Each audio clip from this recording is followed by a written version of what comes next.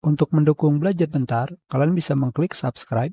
Halo, selamat datang di channel Belajar Bentar. Sekarang kita akan mempelajari cara men-save dokumen atau menyimpan dokumen ke PDF. Langsung saja kita sekarang akan memilih file. Setelah itu kalian pilih Save As. Setelah itu kalian pilih dokumen. Dan setelah itu kalian pilih Save As tab-nya menjadi PDF. Seperti ini. Dan tentunya di sini kalian bisa memilih di mana di sini terdapat standar publishing online dan printing dan minimum size. Di sini adalah lebih mengarah ke besar file. Jika kalian memilih open file after publishing, berarti file kalian akan ditampilkan atau dibuka setelah kalian men-save atau menyimpan file tersebut. Sekarang kita pilih save.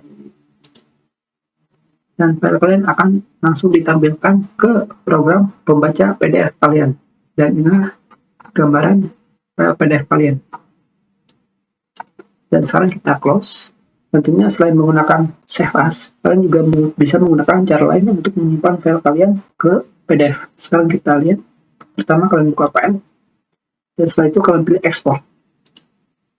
Dan tentunya kalian langsung bisa menggunakan create PDF or XPS dokumen. Dan setelah itu kalian pilih create PDF or XPS. Seperti ini.